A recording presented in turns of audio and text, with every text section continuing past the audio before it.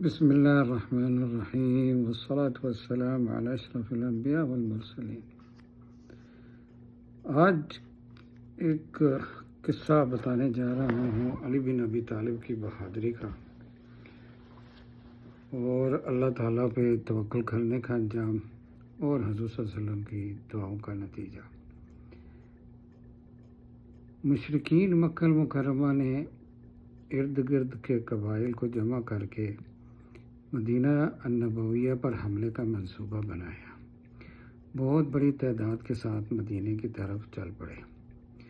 صحابی جلیل سلمان الفارسی رضی اللہ عنہ نے حضور اکرم کو خندق کھودنے کی رائے دی۔ جو بھی خندق پار کرنے کی کوشش کرے گا ہم اس کو اپنے تیر کا نشانہ بنائیں گے اور اس طرح ہماری کم تعداد اس لشکر کا سامنا کر پائے گا۔ حضور اکرم کو یہ رائے مناسب لگی اور خندق کھودا گیا۔ خندق کو پار کرنے والے صرف دو بندے تھے، ایک اکرمہ بن ابی جہل، ابو جہل کے بیٹے رضی اللہ عنہ، اور اکرمہ بن ابی جہل رضی اللہ عنہ بعد میں اسلام لے آئے تھے۔ اس وقت وہ ایمان نہیں لائے تھے اور وہ قید کیے گئے تھے پار کرتے ہی۔ آج ہم جس کی بات کرنے والے ہیں وہ دوسرا آدمی ہے جس کا نام ہے عمرو بن ود، ایک ایسی شخصیت جس کی بہادری کے مثال دی جاتی تھی۔ 80-90 سال کی عمر میں بھی وہ 100 سے زیادہ بندوں کے ساتھ مقابلہ کر سکتے تھے۔ جس کو ان کا سامنا کرنا پڑتا تھا وہ اپنی وصیت لکھ کر آتا تھا۔ ان کی تلوار ایک نہیں 2 بندے مل کر اٹھا سکتے تھے۔ اکھاڑے میں جب کھڑے ہوتے تھے تو بیلٹ اپنے پاؤں کے نیچے رکھتے اور 7 گھوڑے سوار مل کر بھی کھینچ نہیں پاتے تھے۔ عمرو کا معمول تھا لال رنگ کی پٹی اپنے سر پر باندھ کے آتا، جس کا مطلب ہوتا تھا مرنے کے لیے آیا ہوں، کوئی ہے؟ عمرو خندق پار کر کے اپنے گھوڑے پر سوار پہنچتے ہی بولے، اے محمد، اللہم صلی وسلم وبارک علی نبینا محمد، آپ کا دعویٰ ہے کہ آپ کی سائیڈ سے قتل ہونے والے جنتی ہیں اور ہماری سائیڈ والے جہنمی ہیں، تو ہے کوئی جس کو جنت کا اشتیاق؟ تو آ جائے میرے سامنے۔ تو علی بن ابی طالب رضی اللہ عنہ نے حضور سے بولا، اس کے لیے میں کافی ہوں۔ تو حضور صلی اللہ علیہ وسلم بولے، جانتے نہیں ہو یہ عمرو ہے، بیٹھ جاؤ۔ پھر دوبارہ عمرو بولے، کوئی ہے جس کو جنت کا اشتیاق ہے تو آ جائے میرے سامنے۔ پھر علی بن ابی طالب رضی اللہ عنہ اٹھے اور بولے، میں ہوں اس کے لیے حضور صلی اللہ علیہ وسلم۔ پھر حضور صلی اللہ علیہ وسلم نے دہرایا، جانتے نہیں ہو یہ عمرو ہے، بیٹھ جاؤ۔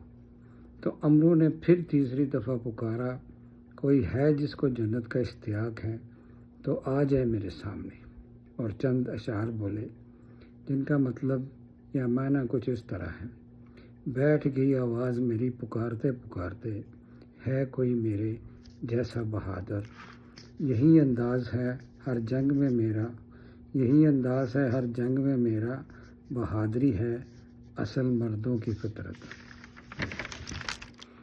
پھر علی بن ابی طالب اٹھے اور بولے، میں ہوں حضور اس کے لیے۔ تو پھر حضور صلی اللہ علیہ وسلم نے پھر دہرایا، جانتے ہو عمرو ہے یہ، جانتے نہیں ہو یہ عمرو ہے، بیٹھ جاؤ۔ پھر علی رضی اللہ عنہ بولے، عمرو عمر یا عمر ہو، آج میں نہیں یا یہ نہیں۔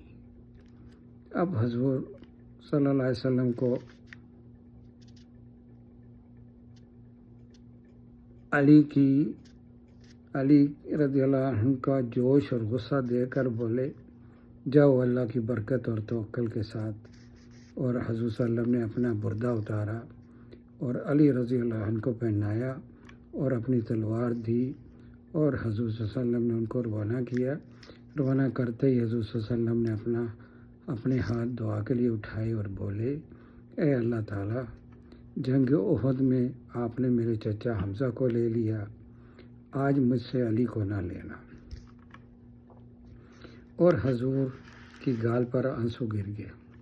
علی بن ابی طالب رضی اللہ عنہ پہنچتے ہی عمرو کے شعروں کا جواب 20 شعروں میں دیا، جن کا مطلب کچھ اس طرح ہے: جلدی بھی کیا ہے، آ گیا ہوں کرنے پوری حسرت، بہادر ہوں دور اندیش حق کا سپاہی، تمنا ہے میری ہو یادگار تمہارا ماتم، ایسا کروں وار جس کی گونج مثال بن کے سنائی دے۔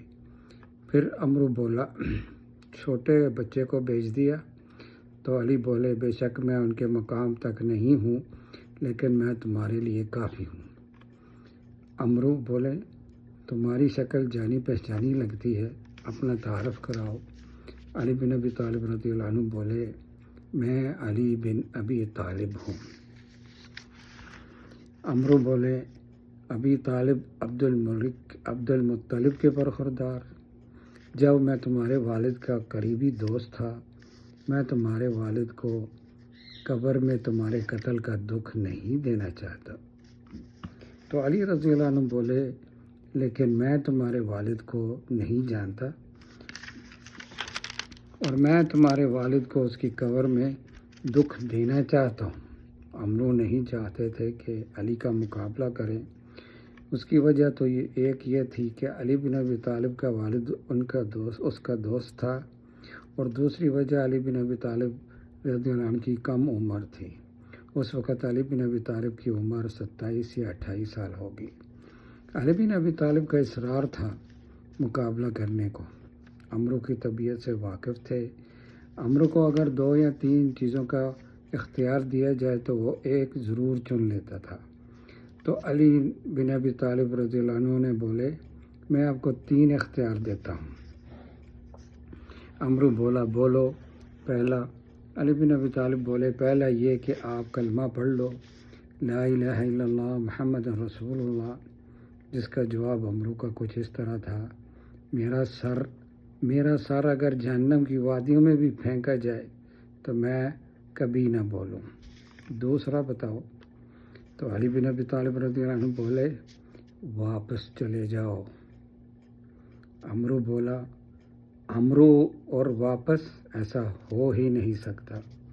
تیسرا بتاؤ؟ علی بن ابی طالب بولے، مقابلہ کرنا ہے تو تم گھوڑے پر اور میں پیدل۔ عمرو کو اپنی توہین پر غصہ آ گیا اور نیچے اترے اور اپنے گھوڑے کو ذبح کر دیا، اور لڑائی کی تیاری شروع۔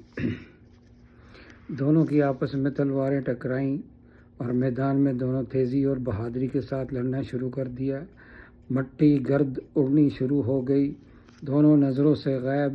تھوڑی دیر کے بعد علی بن ابی طالب نظر آئے، حضور کا بردہ پھٹا ہوا نظر آیا، اور علی بن ابی طالب کے ماتھے پر خون نظر آیا۔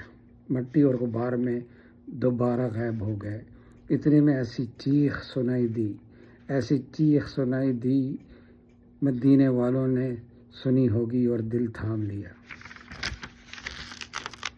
گرد غبار ہٹی تو علی بن ابی طالب رضی اللہ عنہ نے عمرو کے سینے پر کھڑے نظر آئے اور اپنی تلوار کی نوک پر عمرو کا سر اٹھائے ہوئے۔ اللہ اکبر، اللہ اکبر۔